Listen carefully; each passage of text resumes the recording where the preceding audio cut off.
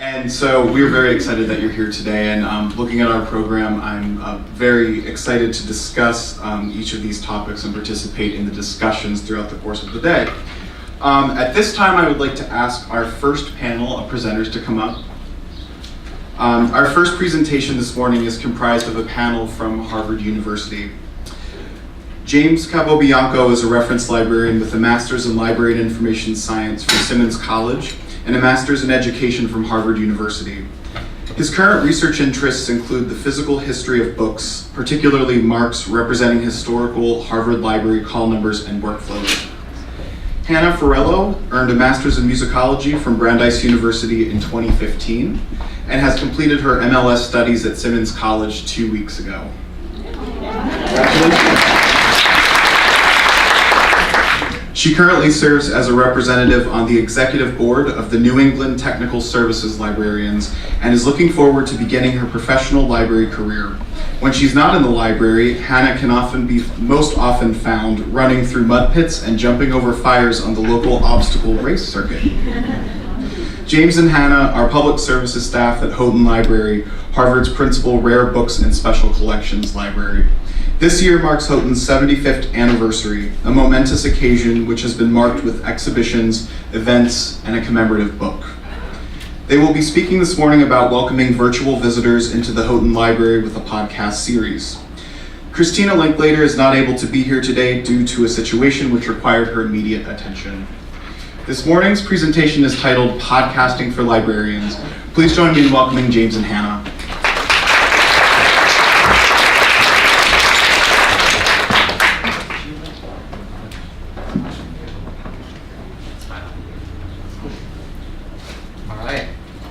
Thanks so much. It's a pleasure for us to be here today. And as was said, I'm really sorry that our colleague Christina Linklater couldn't be here. She was the mastermind of this talk, and we both are thankful for the work that she put in, especially around music in the podcast, to make it happen. And it wouldn't be as good as it is now if she wasn't a part of it. So I just wanted to acknowledge that. So some short background. So as you heard, Houghton's 75th anniversary celebrations are this year. And I, as an exhibition novice, was tasked with managing the first large exhibition of the year called His 75H, a masterclass on Houghton Library, which featured almost 50 faculty members choosing their favorite object from the collection. In addition to learning to do this thing I've never done before, which is doing the exhibition, I figured why not add a huge new thing that I've also never done before, which is doing an audio component and a podcast series.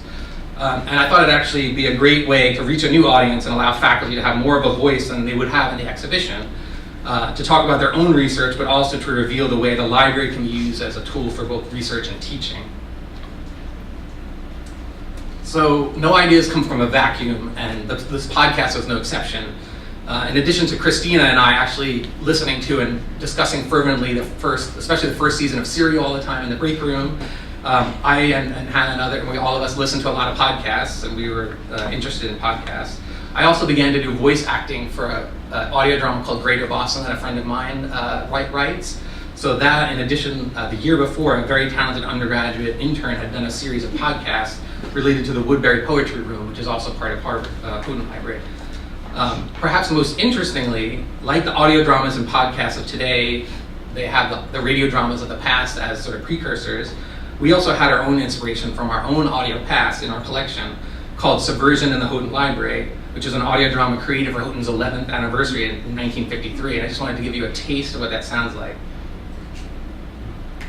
Ladies and gentlemen, you are about to hear a comic playlet entitled Subversion in Houghton, written and produced by William Howey and presented on the evening of February 28, 1953 at the Houghton Library in commemoration of the library's 11th anniversary by members of the staff. So that's none of the actual story, but that's kind of what it sounded like. And you can see actually it was about sort of communism and like rooting out communism or capitalism in the library. It was quite fun. Someday we might release it in our podcast, but for now. So as was mentioned, and I mentioned, Houghton Library is a special collections library. And the faculty had inspiration from specific items in the collection, and that we wanted to have present during the recorded interview so that they could talk about it and be inspired. So we had to decide where and how to record the interviews. And we were looking for a sort of balance. Despite being Houghton and Harvard, we actually didn't have a budget for this. We didn't have a budget to bring in a studio to set up equipment and have the be perfect audio. So, and I'm guessing most of you don't have the resources to do that either if you want to do a podcast. So we had to actually schedule 21 different faculty members over many months with many people that couldn't come or canceled at the last minute. So we really had to do it ourselves. And we had to do it on our own turf because our material couldn't go outside the library really to be viewed. So what we did is we had to get the lay of the land in the library and figure out the choice of the rooms, which one sounded the best. So we looked at the audio, we took a recorder, and we went around and said, okay, which sounds well, which sounds good, and which might work. And I have a little example of that process here. All right, we're in the, what is this, the theater seminar room.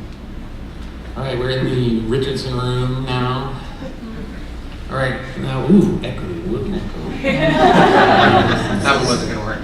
The seminar room now. This is now the Hyde room. We're in the green room sitting, Gail and I together. Seems the quietest of all the rooms. Yeah. So we figured that this room has the least HVAC noise, it had the least other outside noise, so we had a room that we could use to do this. So if we're going to record ourselves, we had to figure out what we're going to use to record, what kind of equipment we needed to use. So the main component we would use was a portable recorder. So we could have done it with a laptop. We were worried about laptop noise of the fans. We figured, why bring a laptop in there if we didn't have to? So we decided on this Zoom H6 recorder, which is a pretty good portable recorder that is used in film a lot. And I had done a film class, I had some experience, and had my own Zoom H6 that we started using before we bought a copy or an actual one for the library. But it allowed us to have good preamps. It doesn't have a lot of noise. As you can see, we plugged multiple microphones, and it allowed us to isolate the sound somewhat. We weren't in the studio, so we couldn't really isolate it a lot. So the other thing is you don't necessarily have to purchase equipment. So this we purchased, but you can see the two mics. This is Ann Blair, professor at Harvard, on the right here, and that's me. So we each had a lavalier mic, which ended up being our main mic. And we were able to borrow those from Lamont Library, another library at Harvard, as a staff borrowing equipment. So we didn't have to purchase that. And we had a backup mic, which was a sort of news gathering mic that was just an omnidirectional. We didn't actually end up using it, but just in case something went wrong. And we used the lav mic because we wanted the faculty to have flexibility to move and look at the material and not have to be right near a mic like this, and so they could move around. We did have some trouble, with the lav in terms of rubbing but it's a sacrifice we decided to make for the faculty to get a good story and for them to feel comfortable speaking. So in terms of preparation, so we decided the best way to prepare for the faculty interviews would be creating dossiers on each professor before we recorded, containing their published work, especially related to the object we were talking about, and a list of questions we might ask them in the interview. And this would provide context for their selections and for us to be able to ask the right questions. I'd say that we had some of it. I had somewhat of an evolution of thought on this because actually some interviews work better if I didn't have a lot of preparation. I did a lot of the interviewing with the faculty. Then it was more like I was a listener who didn't really know anything, and I could ask the right questions. Just this person's not really going to know the context because they didn't read the work. But there were some things that we did an interview with Theodore Roosevelt. They were reading his book, allowed us to ask the right questions that led to a really good discussion. So this is an example of Tom Kelly, a music professor at Harvard, and the questions and the kind of stuff that we asked. So we had everything scheduled, the equipment set up in the room that we had. Now it was time to record the interviews.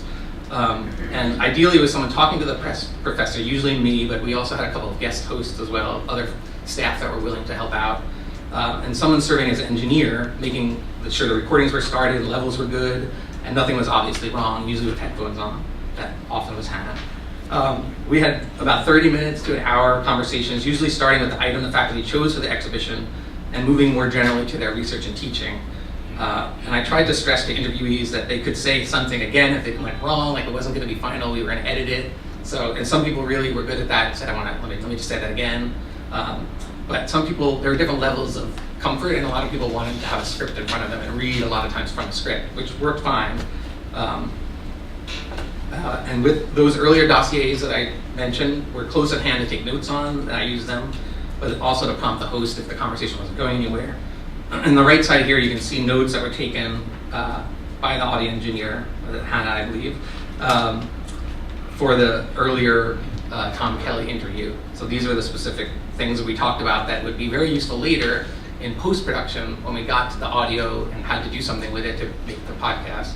And that's where the next step of post-production comes in. So I'm going to pass it on to Hannah here.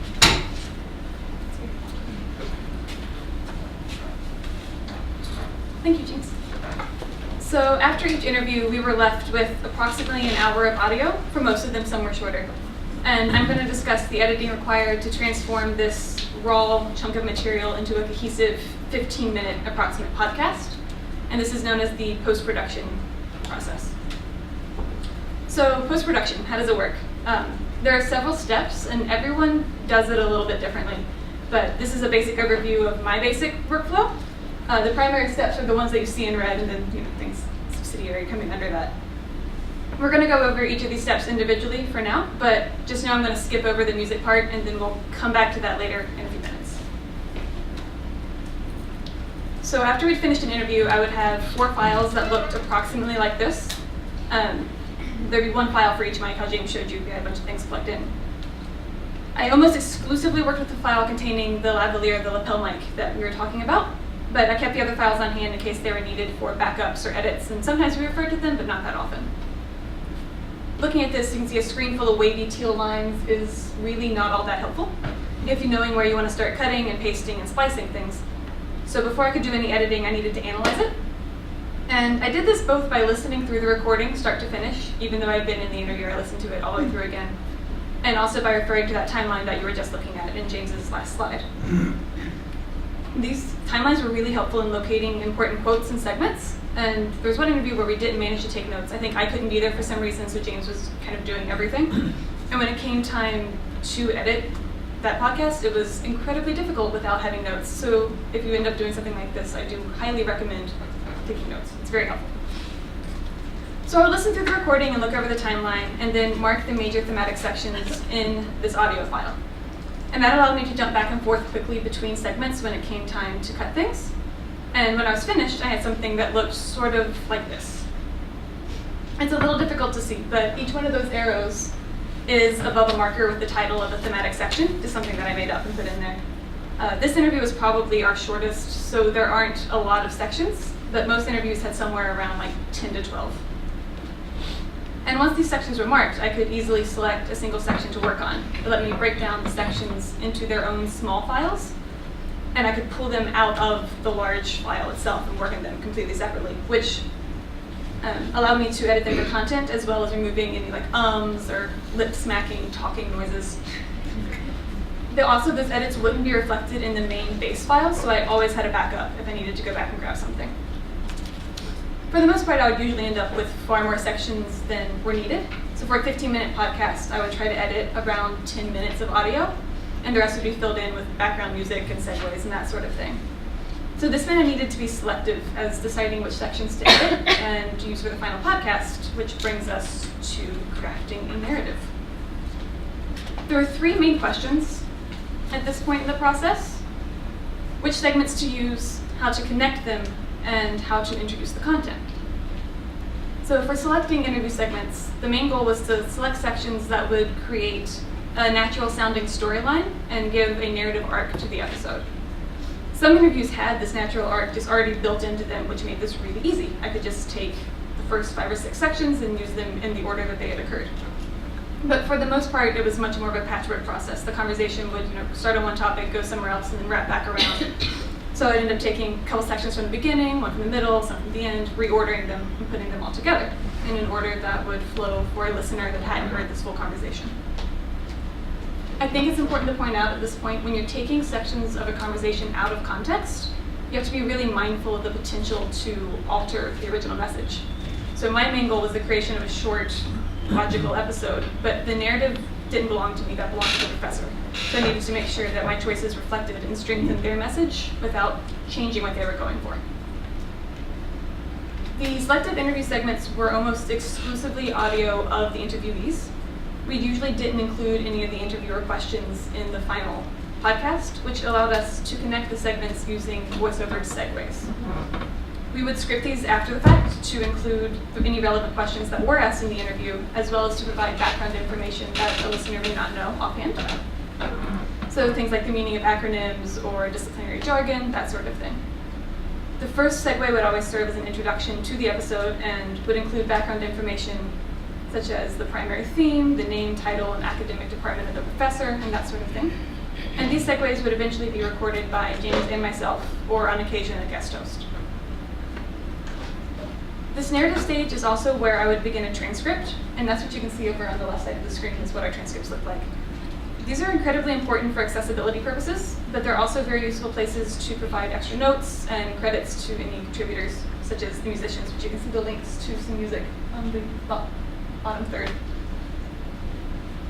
Ours included both the transcriptions of the interview segments and the segues, as well as detailed information such as music used and hyperlinks to resources such as our online exhibition and library website. So at this point, I've got several small audio files floating around, one for each section, one for each segue. It's a lot of little tiny files. So to combine them into one solid product is the final step of the creating of an episode, and is done in a multi-track editor, which looks like this. There's a lot of, so each line is a separate track, so those files that we saw at the beginning, each one of those files will be condensed into one of those small tracks. This is all done in Adobe Audition, which is the program that we just happen to use, but there are lots of applications out there. You could use whatever your institution has available. I think there are even some free ones floating around. So, up until this point, everything's been on its own track, but this editor allows us to bring them together into a single file. And we created this particular setup with the background music on the top and each file going down from that to have the same template for each podcast, so we could just send things back and forth and it would always look the same. So the bottom track contains our interview clips, and those are the segments that we marked out in that first main file with the various themes and then edited for content. The 4 tracks above are the voiceovers that James and I had recorded. While we only had one shot at recording the interview, we could record multiple takes of each segue. So James and I would record each segue twice, which gives you the 4 tracks. And if we zoom in a little bit, you can see how we divided each segue into smaller sections and then just selected what sounded the best. So the green ones, if you can see the color difference, the green ones are the ones that you will actually hear, and the gray ones have been muted. So we didn't decide in advance who would say which part or anything like that. We just both recorded it and then used whatever sounded good. Above the voiceovers, you'll see our series introduction, and this is something that we created very early in the development of the podcast and just dropped into the file for each episode. We'll wrap back around to that later. And finally, our top track is for the background music. So this track usually received the most attention at this point in the process because the volume for each music segment needed to be adjusted individually. So if you zoom in a little bit on that one, you can see those curving lines, both kind of along the bottom and the big one at the end. And those are volume adjustments, marking the increase and decrease in volume. So if someone was speaking under it, then we need to make sure the music dropped down, but if there was silence, it could come up a little, that sort of thing. So once all of these components were placed into the template and the volume and spacing were all adjusted, we could create what's called a mixdown. And the mixdown takes this large multi-track file and condenses it into a single file like what we were looking at earlier. So it takes up much less size, it's a smaller file. And that was what we would then upload to SoundCloud or iTunes and our website for distribution. But before we can do that, we have to pick the music. So we'll jump back a couple steps and go over that. There were several ways that we used music in the podcast. And in some cases, it actually helped to illustrate something that the interviewee spoke about. So in one example, Carol Oja, a professor in the musicology department, made repeated reference to a 2015 exhibition at Harvard's Globe Music Library entitled Unmasking Jim Crow, Blackface Minstrelsy and American Popular Culture. And during that exhibition, Rhiannon Giddens of the Carolina Chocolate Drops came in to the music library to perform several songs. And Professor Oja mentioned some of these specifically. And there was a live recording made during that performance that's not commercially available, but we have at Harvard. And so we were able to use some of those tracks and share that rare recording with a web audience. So, a clip of that. Taking a course that looks at racial issues within the context of music, enables, I hope, students to be able to have a critical perspective on the world they live in and take the long view, which with difficult topics you need to. The rights of citizens aren't achieved and activated overnight. It's a constant struggle. And I suppose in some ways you could say, well, it's grim to revisit that history and think about those struggles. Maybe, but it's realistic, and it gives students a sense of how they are going to move forward in the world they're living in. And often with anything we read or discuss in a class, it might come back and affect us 2 decades later. There's no immediate cause and effect. We just hope that there's been some impact and that students leave feeling a little richer and maybe asking a few more questions than they might have before they started the class. Julie, oh Julie, won't you run? 'Cause I see down yonder the soldiers come. Julie, oh Julie, don't you see? Them devils have come to take you far from me.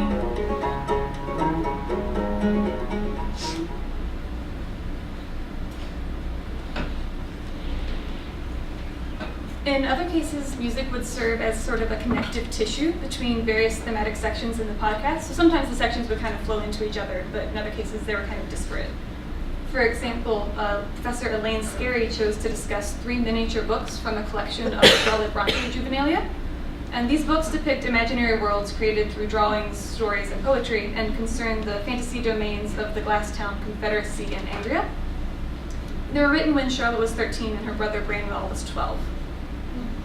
As in Blackwood's Young Men's Magazine, the subject matter of Professor Scarry's episode ranged far and wide. She talked about Thomas Hardy, Emily Dickinson, pain, creation, and clothing, as well as the family dynamics of the Bronte household. So from this was born the idea to use Fanny Mendelssohn's piano trio in D minor with its female creator and another famous sister, and the texture of high voices of violins for the sisters and a low piano voice to embody the brother Branwell.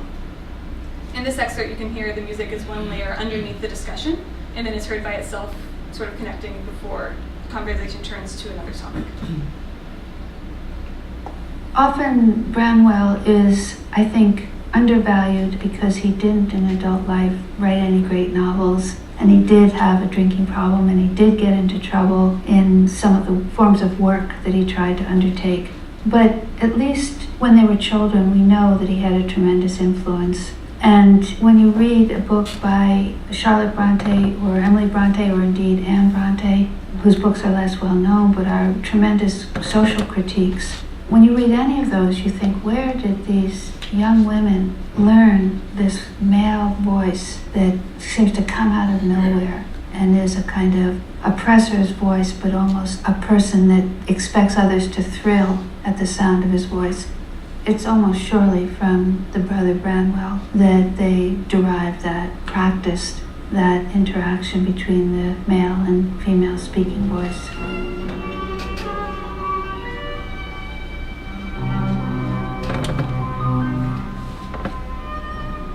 Branwell may have influenced his sister's use of the male voice, but when I think about novels by the Brontes, it's the great heroines that come to mind. Jane Eyre, Catherine Earnshaw, Agnes Grey, Lucy Snow. So that's a couple of the ways that we could use the music throughout the episodes, but how do we choose it? So when we first started by looking at any connections we could draw to the Harvard community. Our theme, for example, is from a live recording by the Harvard Radcliffe Orchestra. We also would find other ensembles that had some sort of connection to Harvard. So for example, Jesse Roden is a recent alumnus of Harvard's PhD program in musicology. And we knew that his group, Cut Circle, had recently recorded some Josquin masses. And we thought this would work well for an interview with Professor Kate Van Orden, who was talking about a part book containing tenor lines to Josquin masses. Also, our colleague Emily Walhout, when she's not working at Houghton, is in the group Les Delices and playing viola da gamba. And they have a CD of French Baroque music, which was perfect for an episode when we were talking with Robert Darnton about 18th century French censorship. But sometimes we didn't necessarily know of a group at Harvard that had recorded something that would work well for one of our episodes. Thankfully, due to the diligent work of Harvard's catalogers, we could turn to Hollis Plus, which is Harvard's OPAC, and explore our institutional recordings. So recordings made at Harvard will have Harvard in the author-creator field, and by searching Harvard as an author, we were able to find hundreds of institutional recordings that were listed in Hollis Plus. For example, we found a recording by the pianist Matt Alcoen, who's the class of 2012, and violinist Keir Gogwild, who graduated in 2013. Alcoen and Gogwild met at Harvard as undergraduates and have remained frequent collaborators, and they had played a movement from Messiaen's Quartet for the End of Time at the 2014 memorial service for Seamus Heaney. And we were inspired to use an excerpt from that performance in an episode in which Professor James Engel discussed anti-war sentiment on the Harvard campus.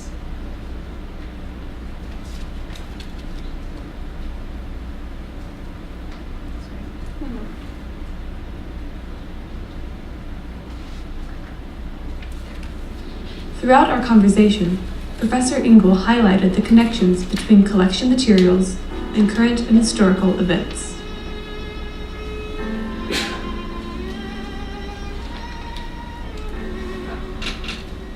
I had got this idea from something I had read about the fact that some people at Harvard had opposed the Spanish-American War. Right, so a lot of times we couldn't find things at Harvard that worked very well for the pieces that we wanted for the different podcasts. So we did look next outside of Harvard, but in the greater Boston area. So the Lorelei Ensemble, the Blue Heron Renaissance Choir, King's Noise are all well-known groups who readily gave permission, and I'll say more about permission in a minute. And whereas somebody like the Lorelei Ensemble didn't have quite the right thing from among the CDs they had for sale, their manager kindly made WAV files of many more recordings available for us to choose from. But it wasn't always Hannah and I and Christina that would choose music for podcasts. So we always asked, or often asked, the professor themselves after the interview, do you have music you think would go along with this well? Do you have an idea? So Elahi Kirandish is a professor in the History of Art and Architecture department talking about Ibn al-Haytham or Alhazen's optics from the 16th century. She had done some other work with music and knew of this group called Dang Show who reinterpret Persian classics. And she recommended this, and it ended up working quite well for her podcast. So a little example of that one. He is a major figure, and when his book is not just translated and commentated, but really it's like a bombardment in Europe as opposed to the little impact that it makes in its own native lands. People in the 12th, 13th, 14th century Europe, in their Latin works, use the work and acknowledge him. He is called sometimes the father of optics. He also has a major impact on the theoretical developments and disciplinary developments of the field.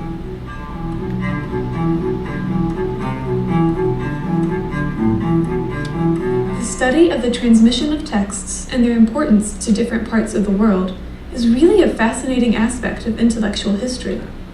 Cavendish studies, for example, what manuscript copies of this work remain in different libraries in the world, and wants to understand what this might say about how the ideas themselves moved through both Alhazen's world in the Middle East and the wider world of his time and beyond. So another example of something that the professor pointed out to us and chose was Mbuti pygmy music. So Krista McDonald spoke about her aunt, Ann Isaac Putnam, who painted in the 1950s from the Ituri rainforest in Mbuti and Bantu peoples. And so this recording was made actually at the same time in the same place. So you got a real taste of the place that she was making these paintings. Another kind of funny, amazing thing that Christina relates is that we were trying to figure out, okay, so we have a podcast, we need music related to Abraham Lincoln, let's just Google around, maybe we can find something. So I think this is the search that Christina did, and one of the first results was a link to a 2009 President's Day post on the NPR blog about a speculative playlist for Lincoln's iPod. So the second track you can see there was Alan Marks playing Gottschalk's Fantasy on Patriotic Airs. It was a wonderful performance of a fascinating piece of music and a perfect accompaniment for the episode in which John Stauffer talks about Lincoln's assassination and the search for the collaborators. And then this example actually rather nicely brings us to one of the biggest issues you may be thinking about related to using music in a podcast, and that's permissions. So when we saw that, we thought there's no way we're going to get permission to use that. Alan Mark's saying this is NPR, like I'm sure they have money to use. We didn't, like I said earlier, we didn't really have a budget to pay for permission. So, but it turns out all it took was Christina emailing or contacting Nimbus Records, and we quickly received permission from Wildstone Estate Limited. And that's actually one of the few times we were asked to sign paperwork, but they were really fine. And even when there was a confusion about the amount we were using, they put like 20 seconds, and we were like, we actually have to use like 2.5 minutes of this. And they were like, oh, we'll just change the contract, that's fine. So they were really nice about it, and it was really good. So we found that just telling people what we're doing, saying, look, it's for educational use, we're using it for this is how much we want to use, is it okay? That it really worked out really well for us. And for some times we only had to go directly to the performers, like the Blue Heron choir, the Blue Heron group, had regained access to their rights to their recording that they used for a book that Tom Kelly had published and they did music for. So we could just ask them, and they had the ability to say we could use it or not, rather than the reporter or the publisher, W.W. Norton, because the rights reverted to them. So again, it just took going to them and asking, which is great. So one thing we mentioned was the distribution. I just want to quickly mention. So we have the podcast. You have to get it out there somehow, right? So we knew, and I'm sure a lot of institutions have a public affairs group and they have other podcasts. So Harvard had a lot of podcasts that they distributed on SoundCloud, and we saw that they had 300,000 followers on SoundCloud. And so we went to the public affairs and said, can we have a playlist of this podcast? And the public affairs people were also the way that we got an account, Simplecast, which allowed us to directly upload and distribute to iTunes. So it was all through the public affairs. We've done this stuff a lot. We just asked them, we're doing this thing, how can we do it? And so that was, the easy way for us to leverage what already existed, even though we didn't have this podcast before February when we started it.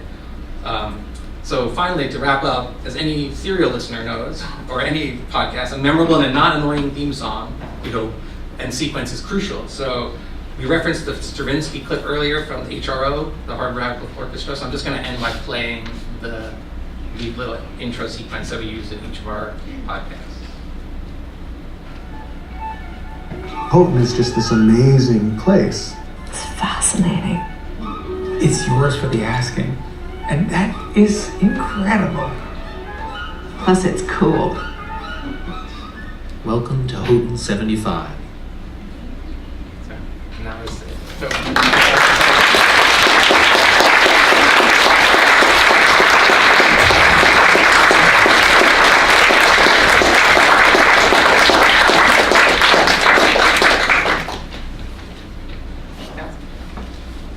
Wonderful presentation. I enjoyed it immensely, and I'm an audio engineer. Oh, great. I loved it. A question, and then I can't resist imparting a few factoids. Okay. The question is, when you mix down from multi-track, did you mix to mono in view of file size, or did you retain some stereo? So we need to use a mic, by the way, or does it matter? If you want. Yeah. Okay, I wasn't sure for that. Do you want to answer or should I? Okay, so I think we ended up doing stereo because some of the music was stereo. So at first we were like all the audio recording was all mono. So the labs were mono, everything was mono. So there was no reason to do stereo. We weren't doing any mixing of voices stereo, but because of the music that sometimes we got was stereo, we did do stereo. We distributed MP3 stereo. So okay, and we mixed basically. We did mix down to stereo. So. And the factoids I just can't resist disseminating are you touched upon one of my favorite unknown aspects of Abraham Lincoln, in that he was a very serious opera fan. And that is not people's usual view of Abraham Lincoln. And the three factoids are, when he was going to his first inauguration, he intentionally detoured through New York City to hear the American premiere of Verdi's Masked Ball. Secondly, for his inauguration, his friends funded a performance of his favorite opera, Floto's Martha, which was actually the first thing on that podcast. The Alan Marks thing was second. But Abraham Lincoln loved singing the big tenor aria from Martha, Oxo from Oxo Troit. And finally, within a month before he was assassinated, Lincoln heard Mozart's Magic Flute at Ford's Theater. He was a hardcore opera fan, and that is something that needs to get out there more. Now I'm sorry we didn't use opera for that podcast. I was very impressed by your presentation and the Try to Do podcasting series in Northeastern. This was an excellent example. I'm just wondering, how are you marketing your series, and how do you hope to, over time, develop a crew? Are you interested in working with students at all more? Because it sounds like there is some student involvement. Or how are you trying to sort of narrow the focus of this, going forward? So this one was all like centered around the faculty, but we are continuing. So we have a staff exhibition right now that we're trying to do interviews for staff. That's a little bit harder to get going, but that's another idea. We're also trying to make this as a way to do other events, like the Harvard Review is part of Houghton, which is a publication of poetry and fiction. And they do the Salon series that they recorded, and we're actually going to release that also through our Houghton 75, probably the beginning of July. So in terms of publicity, I'm mostly leaving that to our, we have a scholarly and public programs person at Houghton, so we've been mostly leaving at that, and through all the Houghton 75 publicity that happens, that we're hoping that, but we haven't made like our big push for publicity really, I'd say. Right. Yeah, so, but if we keep having content, we're worried that we're not gonna, we won't be regularly, we're putting out one every week now, right? 17 episodes out. One just went out, actually maybe one out today or tomorrow already. Actually, one out this morning through iTunes, but, so, yeah, we're keeping it going. Okay, I have 2 questions. First, how much time are you spending on this? Should I just answer that first? Yeah. Or do you want to talk about how much time? Did we It's figure out gone how many per faster as episode? we've gone. So the first ones took a lot longer. But, so recording was about an hour. Editing usually took me, on average, I'm going to say around 8. Because listening all the way through and then cutting down each segment and then putting them together. And then adding music in usually takes a couple hours when you find it, just to pick clips and then get the sound adjusted. So almost more than 20% of your work week is on this podcast. That might be true. Fine. Yeah, Okay. a lot of it was wrapped around with the exhibition when it was happening, so I had a lot of preparation for the exhibition, it was wrapped, but even now there is a decent amount of time, and I have to do the uploading to Simplecast, to iTunes, so there is a lot of stuff that has to be done that it's just easier for me to do it than to have train somebody else, so, and we're almost to the end of this series, so yeah, it's taken a lot of time. And luckily I've been able to do that and have the flexibility to do that. Some of it I do when I'm on the desk, I'm manning, staffing the desk in the reading room, so if it's quiet I can do some of that. Not the audio stuff, that's the one problem. The audio stuff, you can't be on the desk with headphones on, so if it has to do with audio editing, you have to be in the back doing that. So. But I'm an intern, that's most of what my job has been sort of there for, so it works having an extra person around. So headphones for a while. And my second question was regarding the recordings by Harvard ensembles. So who owns those recordings, and what were the challenges in getting to use those particular Is it the ensembles who own it, or is it the live? Yeah, well, yeah, it's Harvard that owns the record. You guys probably know better than you ever. You can do permission stuff better than I do, but yeah, I think Harvard owns it, as an institution, because if they do the recording and they contract with the recording people, if it's not under copyright, there's the copyright of the piece itself, and then the recording. I don't think I guess the performers also have a stake as well, but I think for something like a Harvard group, I think it was understood. Mostly Christine. So you didn't have to ask. What's that? So you didn't have to ask to use those recordings. I'm trying to think of which specific one. So the HRO one was a very short clip, but I'm trying to think of what the other. So I think the one for the Rhiannon Giddens, we asked Rhiannon Giddens' agent, and they gave us permission. Even though we recorded, we didn't have to ask. We didn't ask permission for the recording part of it because it was done at the music library. And Christina, I guess, said, "I'm the music library. I'll say we can use it." But we got permission from her, and it's her piece, so she had to say, you know, she owns the piece and the performance. So. And with the Messiaen that we discussed, we contacted both of those performers, and they both get commission. And you know, so and again, we use these sections and not the other ones because we don't like how those sounded. Yeah, we didn't ask again for the record. We asked Christina Linkletter, Christina Davis, who's the poetry room curator, who did the recording for that, and they said that's fine. So we did sort of try to do every level of the performer record, you know, piece and yeah. So we did what we could. Thank you. Great. So we are out of time. Thank you, Hannah and James.